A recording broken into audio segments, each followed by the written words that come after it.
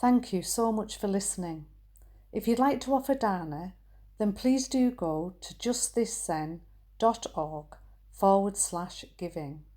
Your support really does make a huge difference. Thank you so much.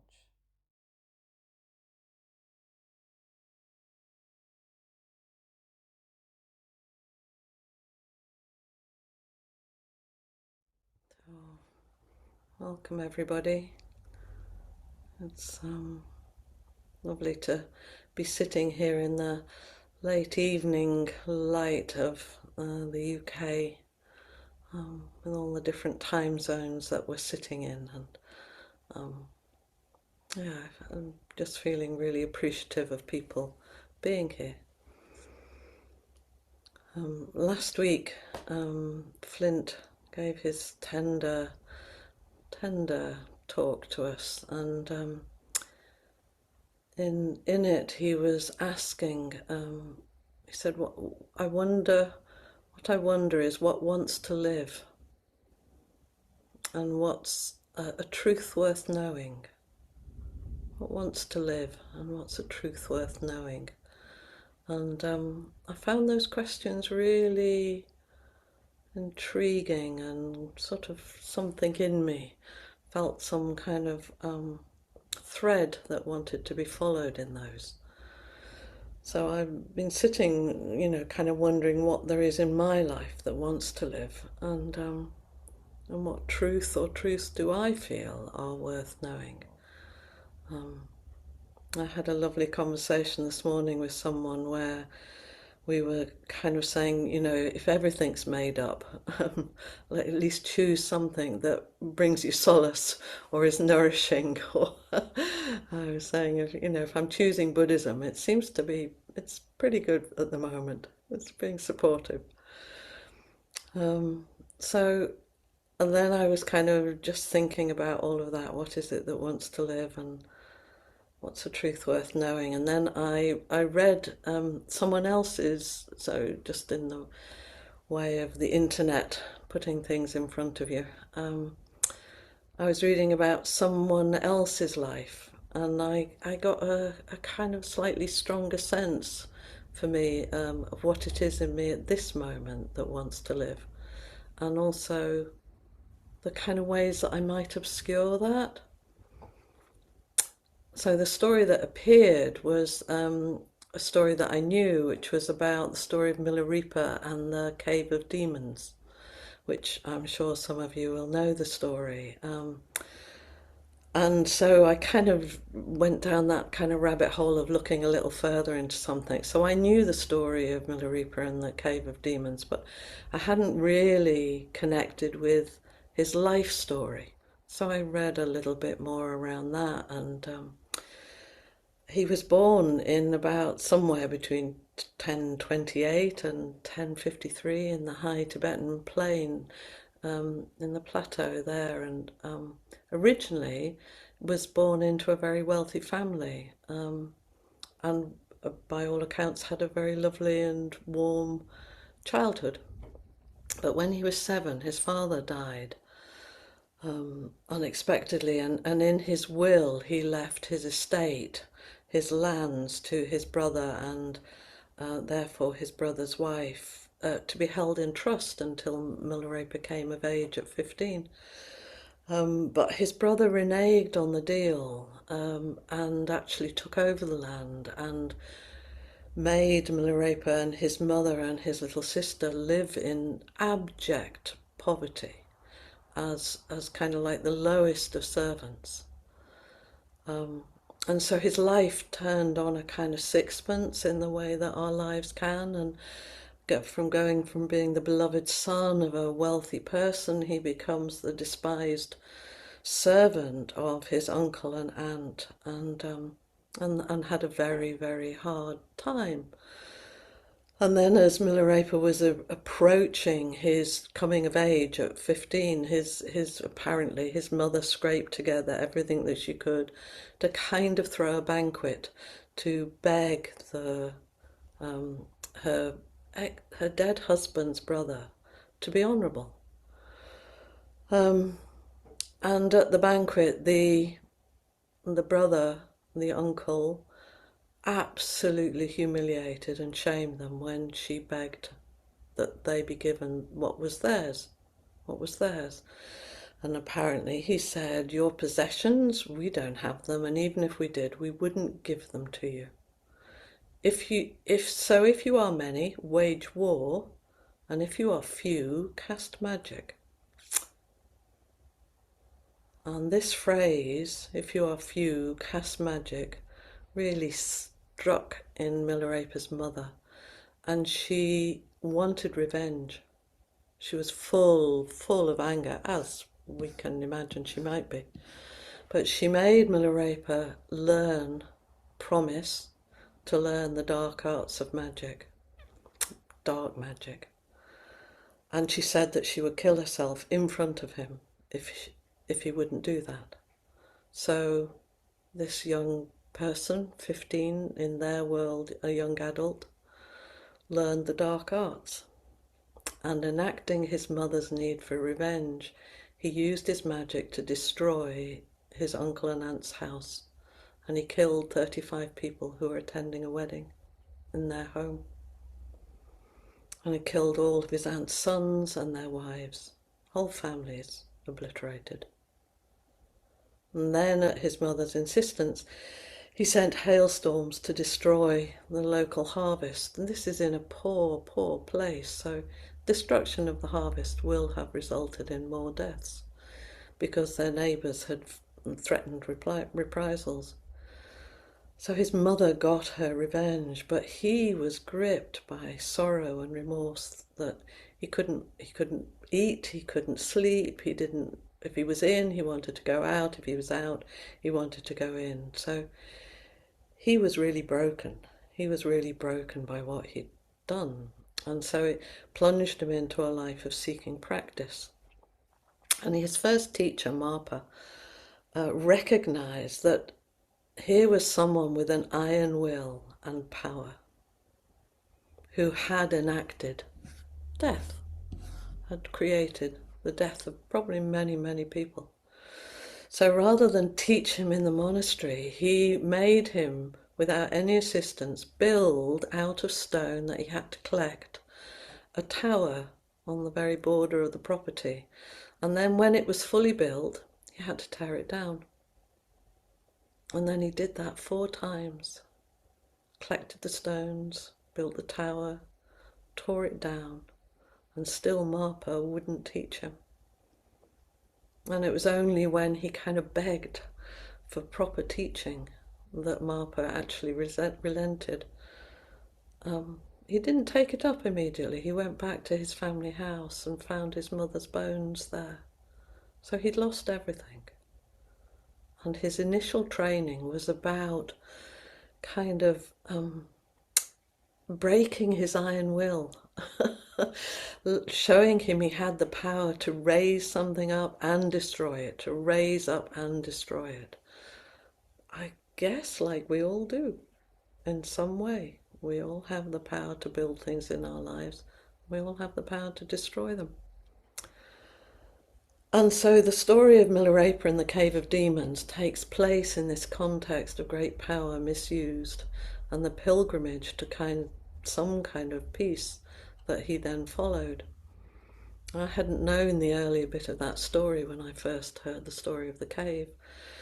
And so as I was reading all of that, I was reminded of a story that meant a huge amount to me in my early 20s, which I imagine maybe some of you have read, which was called A Wizard of Earthsea by a beautiful writer called Ursula Le Guin. And in this tale, Ged, I was fairly keen on wizards and magic. So in this particular story, A Wizard, there's a young man called Ged who becomes a wizard, very powerful, but very early on in his training, his arrogance and ego cause him to prove a point to a fellow trainee wizard, to prove his greatness. He released a dark shadow into the world, And this dark shadow caused mayhem until it was kind of constrained by the archmage he was learning with at the time. And the archmage died in helping him, had to use up all his power to contain this terrible shadow that he'd released. And Ged was wounded both inside and outside and retreated away from being that arrogant young man. And he spends years running from this shadow, being chased by this shadow, which appears in all sorts of circumstances and causes him huge distress.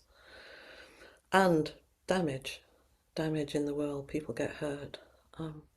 Until another teacher says, you have to turn and face this.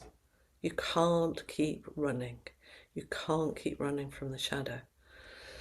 So with one of the few friends he has, he journeys to the very edge of the kingdom of death, the very edge of the kingdom of death.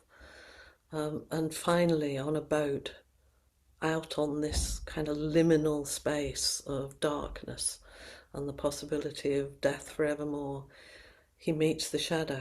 And when he finally meets and confronts the shadow, he realizes it's himself. And he names it. He names the shadow. And it's his name. It's Ged.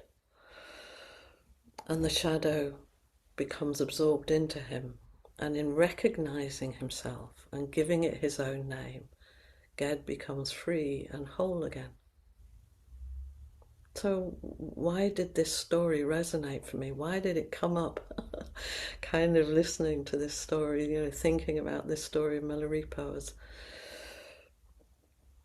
So the original story that I went down this long track kind of finding was, the story is that Milarepa is now a great sage. He's a master and he's studied for years and years. And one night when he's returning to his cave, which is his home, he finds it filled with demons.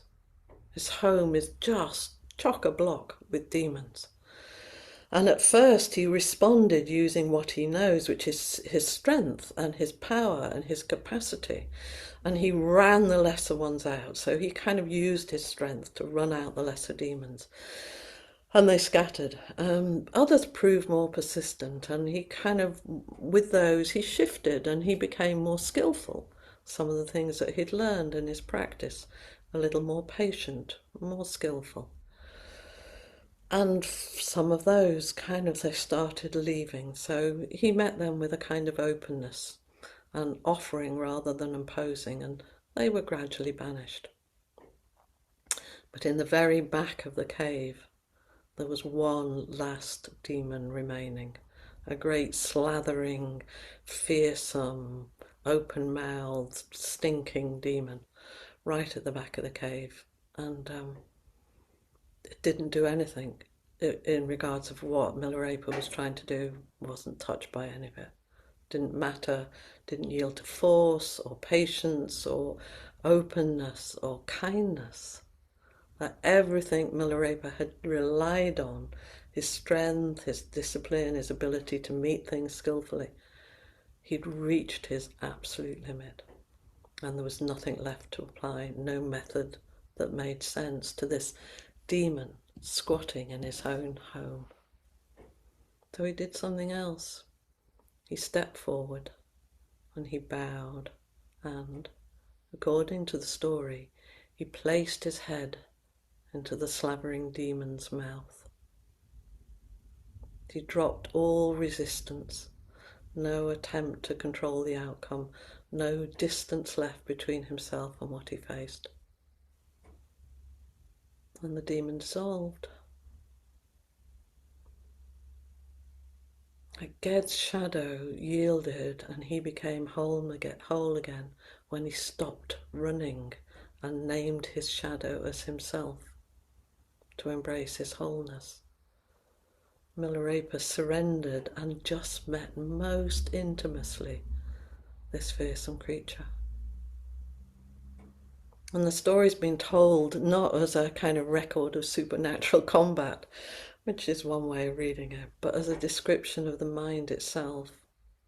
of our home, the mind as our home, filled with guilt and fear and memory and consequences that remain long after any action has passed. And of course, some of these can be pushed aside and some can be worked with. But you might know, and I might know, that some persist. Some persist and persist and persist. And for these, there is no solution in the usual sense. And it's only this willingness to face them completely and see them for what they are. Parts of us, unnamed, unowned parts of us. And you don't have to be a wizard or a great yogi in Tibet, to see, to meet yourself in this way, to meet those things that maybe you have, or I have, remorse or shame or lack, self-blame. We've probably all done things we regret.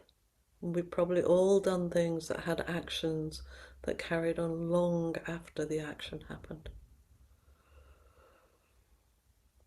And that it came to me that what wants to live in me is wholeness. That's what wants to live. It's wholeness.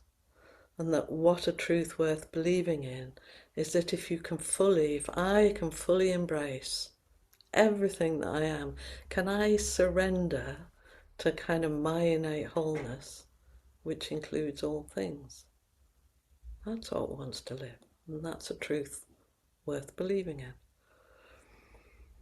And in a way, it's kind of something that I've seen again and again in my therapy work, is people turning towards all of themselves and finding ways to surrender, to who we are, because we are who we are, whether we surrender or not. So there's something kind of deliciously ironic about choosing to surrender to what you already are. And there's a poem by Derek Walcott, which I imagine, again, many of you will know, but he says this in another way. And it's called Love After Love. The time will come when with elation you greet yourself arriving at your own door, in your own mirror, and each will smile at the other's welcome and say, sit here, eat. You will love again the stranger who was yourself. Give wine, give bread, give back your heart to itself, to the stranger who has loved you all your life, whom you ignored for another, who knows you by heart. Take down the love letters from the bookshelf, the photographs, the desperate notes. Peel your own image from the mirror. Sit, feast on your life. Stick your head in the demon's jaws.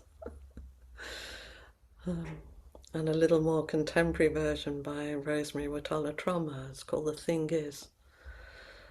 The thing is to trust life. That's the thing. To trust it even when there are gaping holes in the walls of your certainty. To trust it even when your foundation feels like a strange place filled with strange people who feel more at home in you than you do.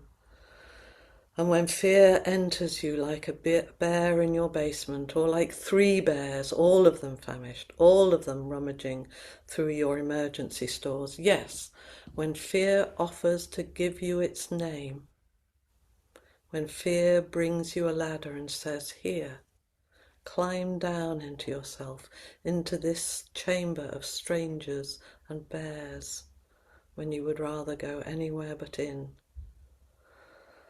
That's when you step onto the rungs and go down, one rung at a time. No gun in your hand, no bear spray, no knife.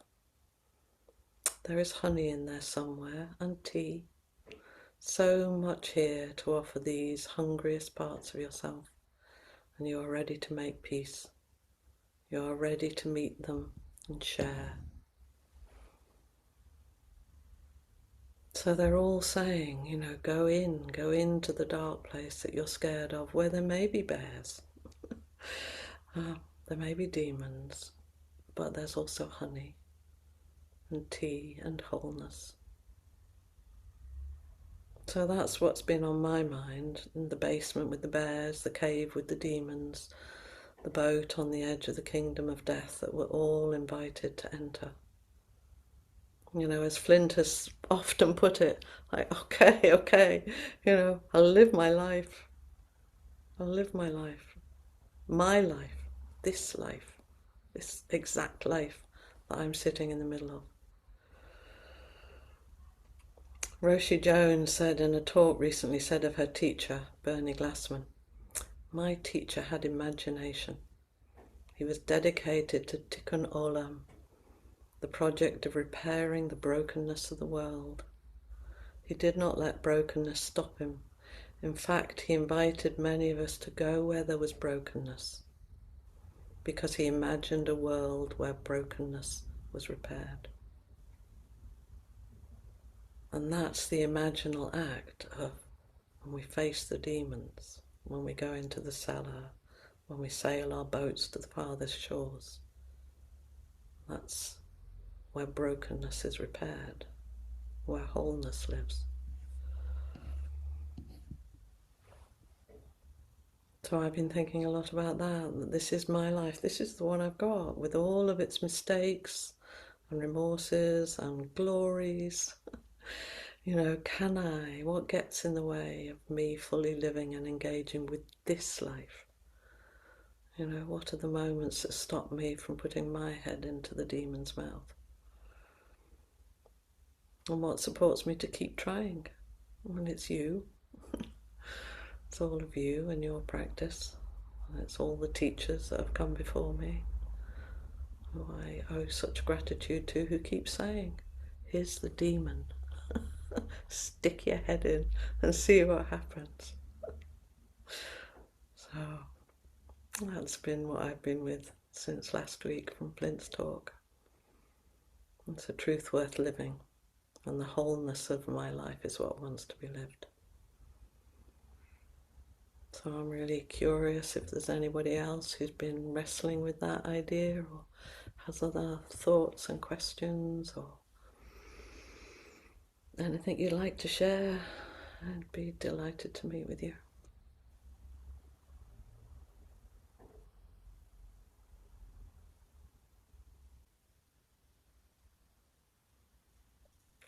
Suzanne. Hi, Trudy. I didn't go paint after all today. I saw you there and I'm like, oh, not painting.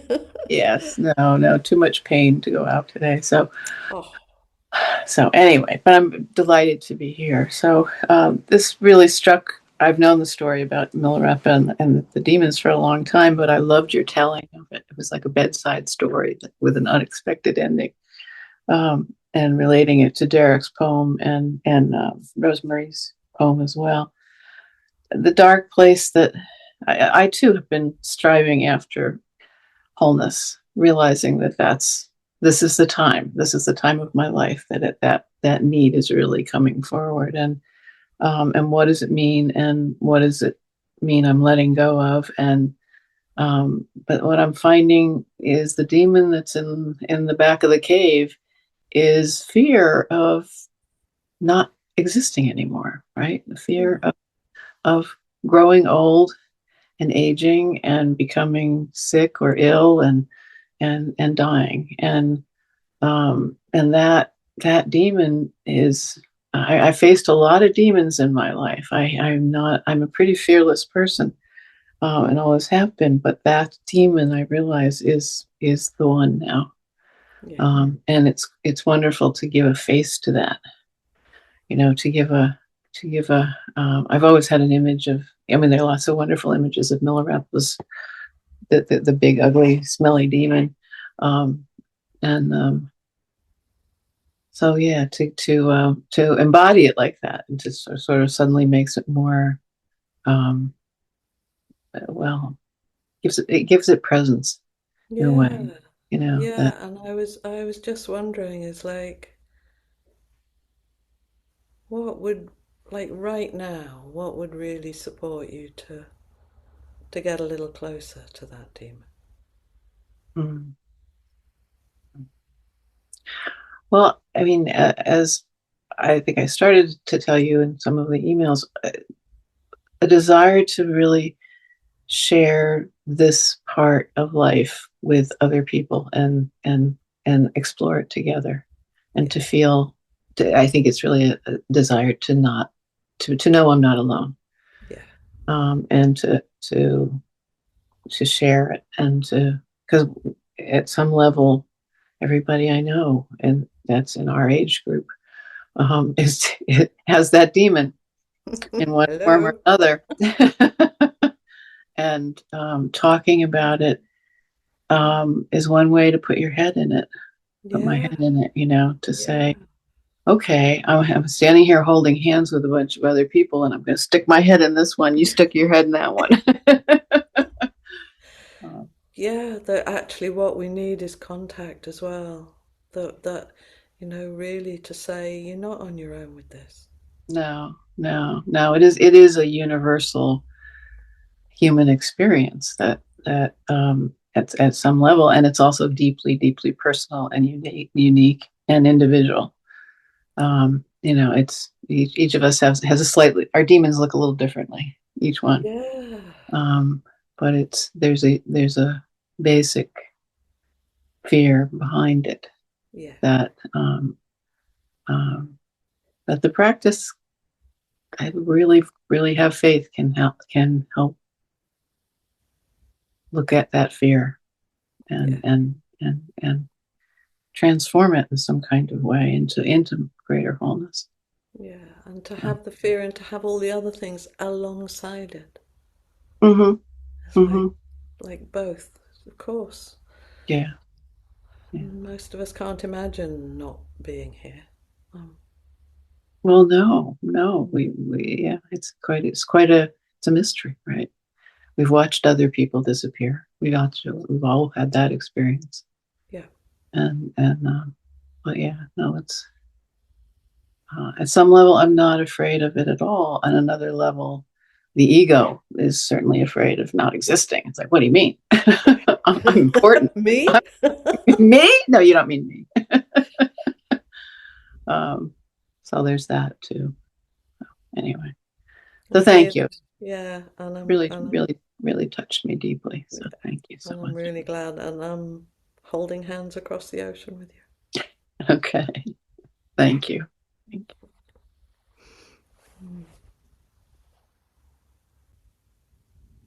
Cassie.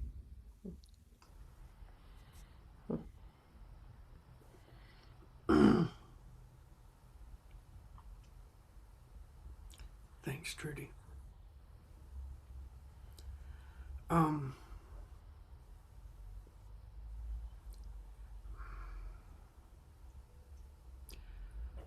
What I noticed was an embodied reaction. I wasn't thinking about it.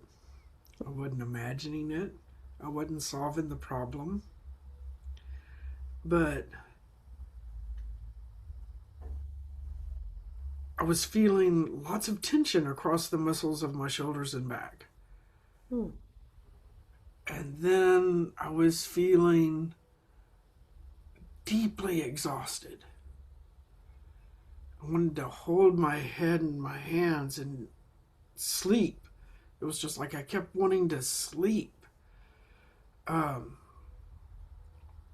there was the flowing rhythm of your voice that was tender and soothing, and connection with the demon that was soothing. Hmm. Um, and it's midday for me. I've had my coffee. I'm kind of energized for the afternoon, and now I'm like, maybe I could take a nap. There's. What is it that wants to let go? Yeah, that's what I'm trying to. Yeah.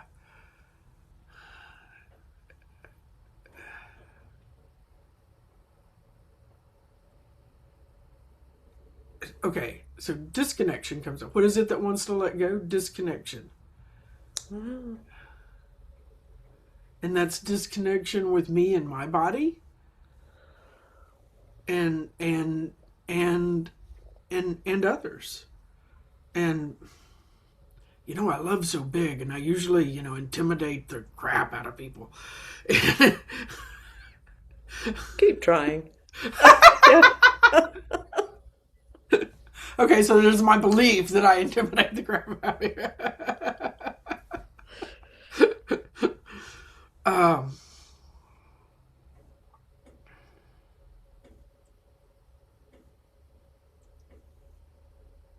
Okay, so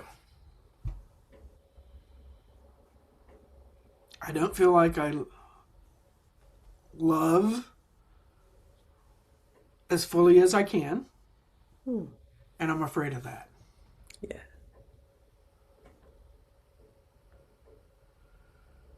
So what would it be like to see that your love is not the demon?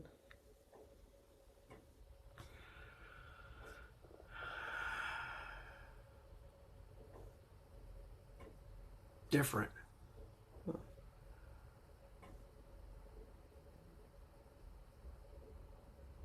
Yeah, definitely. That's a pinpoint. That's a thing. Shit. Yeah, that's a thing.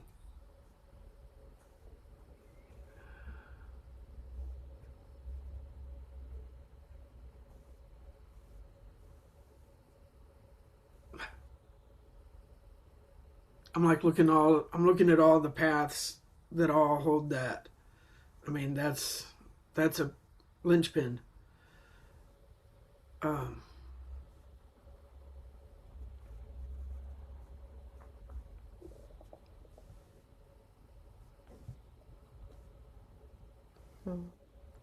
guess I'd have to ask. Yeah.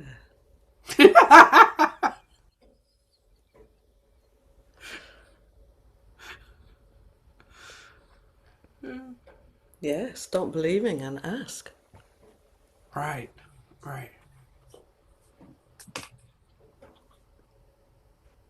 Okay. I've got some homework now.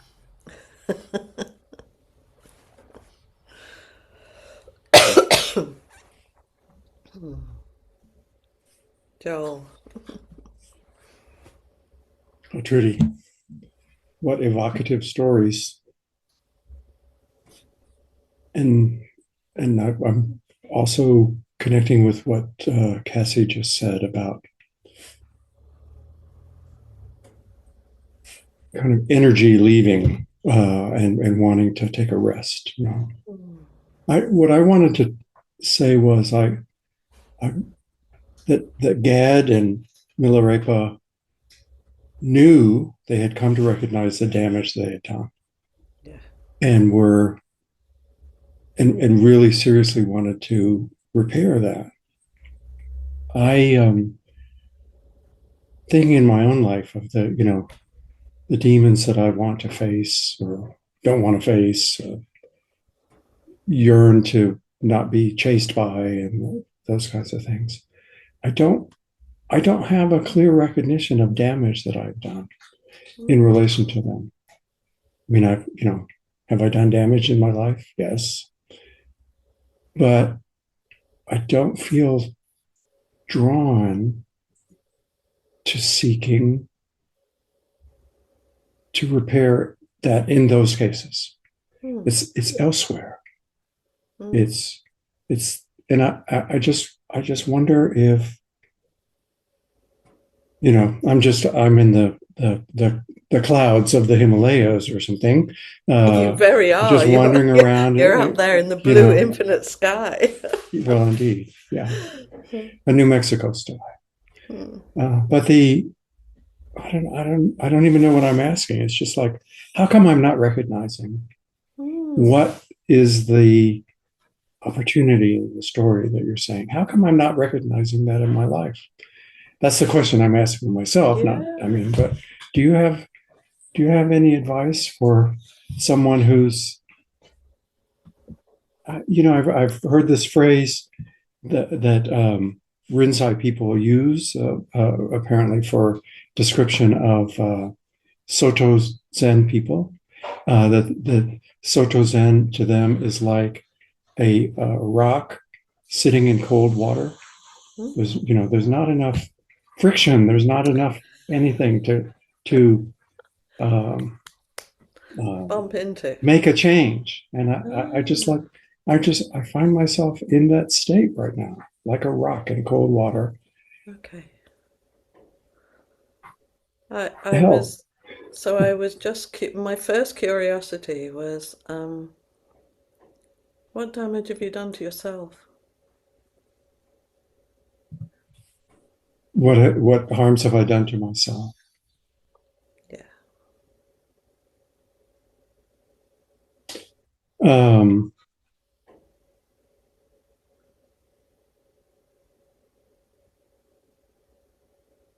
Nothing enormous has come to mind. I certainly have, I know that carrying anger is not helpful, and yet I have, some anger, and I have some times in the past when I have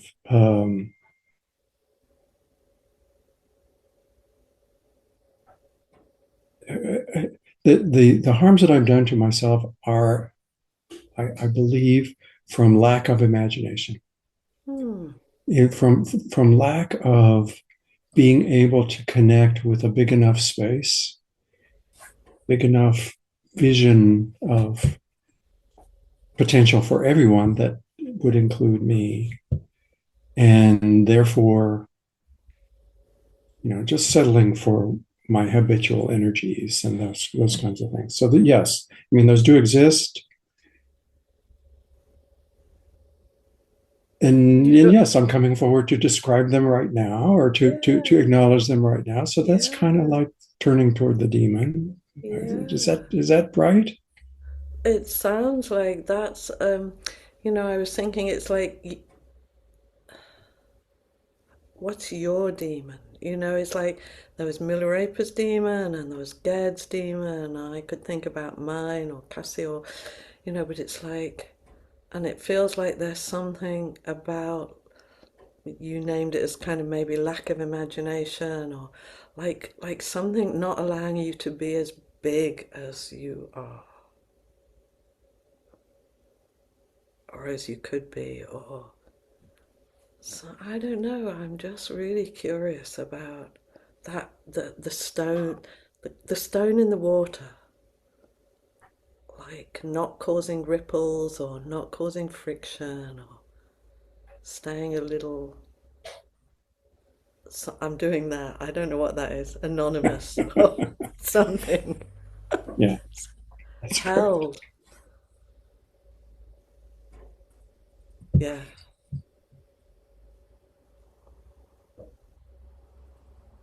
And maybe like Cassie, it's kind of ask the demon its name, Mm.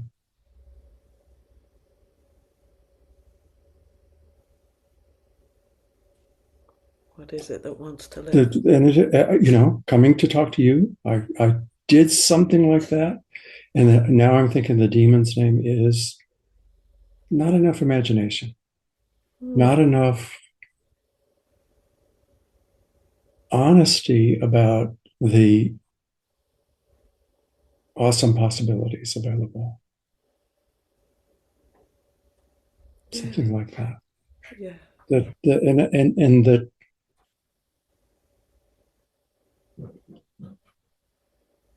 there's some way in which I've just as I've aged, when I retired, just kind of been okay with allowing my energy levels to settle like a rock in cool water, or something. Yeah, like something like keeps why shrugging bother? its shoulders. Nah. Yeah, why bother? Yeah. And so that's an answer to your prompt, I think, for me. I had no idea this would happen. Thank you. Thank you. Thank you for coming forward and exploring.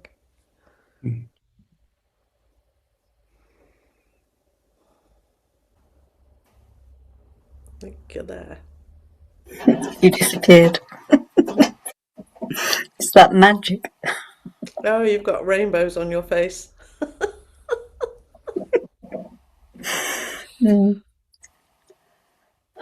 I can feel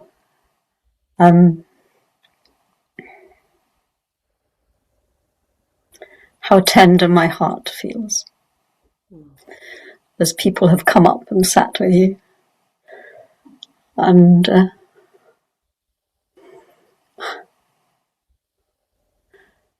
I just want to let people know how lovable they are, just as they are. And as each person sat,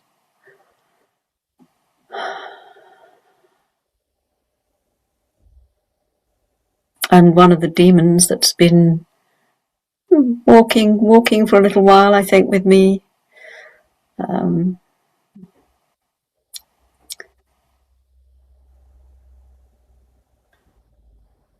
is not enoughness, which I think kind of met with something that Joel was saying. And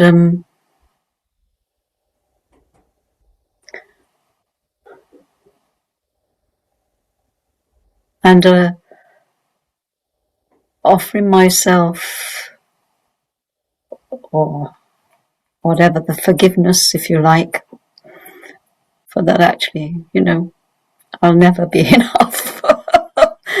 What does that mean anyway? So there's something And yet about your first sentence was people are enough as they are. Like that absolutely. offering to others that I see in you all the time.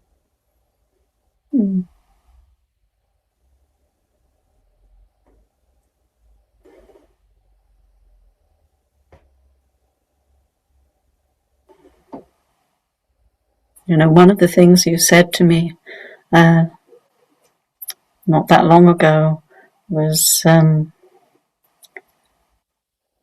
don't use the word little so much, Lynn. And that sat with me.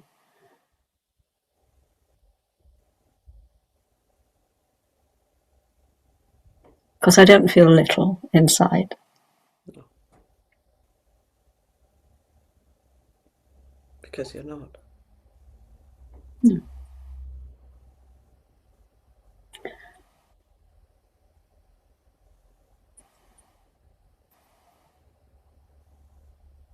And the not being enough, or never being able to be enough, because my heart hurts for the world, is just how it is, really.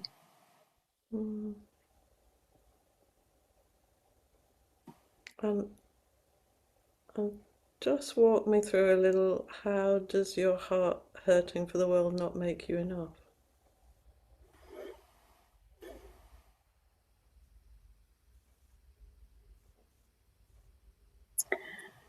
I think it's from that very first bit that I said, I want what wants to say you are lovable.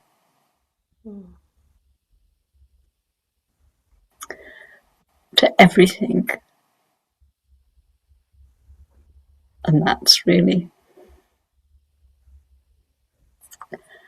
that feels like an impossible task. It's an impossible task if you think you have to do people one by one.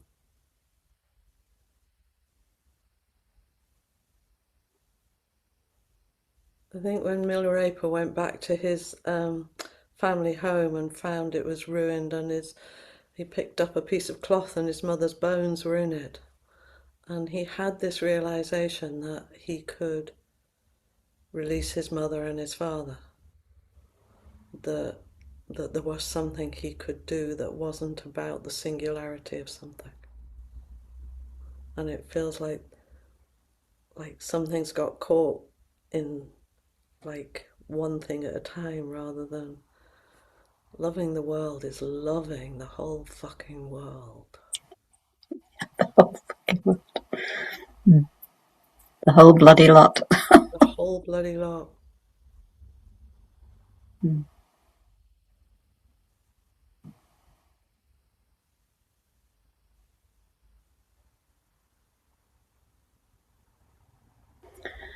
People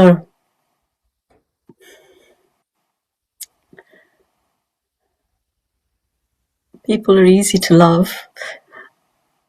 It's what they do that is.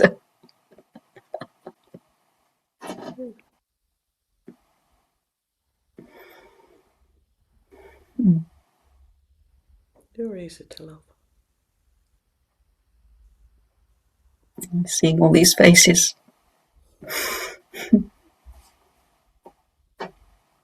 Thank you.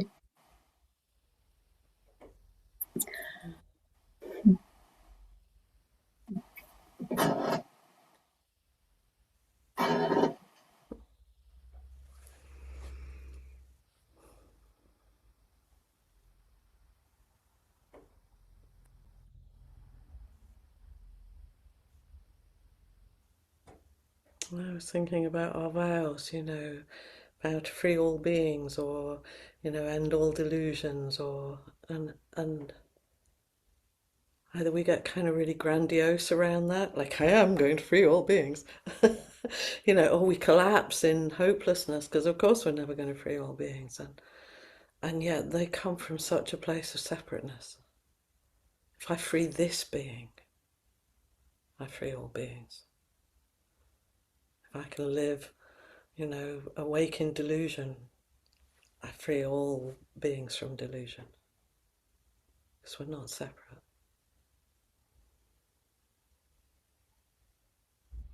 And I see that. I feel all these different people in all our different places, and it's amazing to me.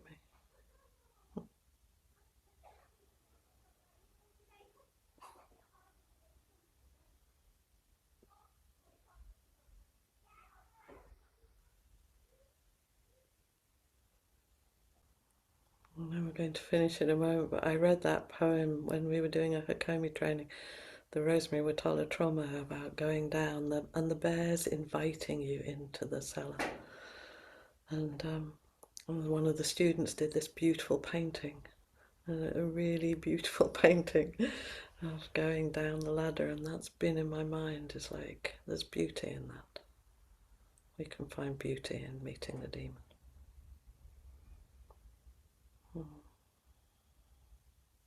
So I just thank you all deeply for your practice, for being here.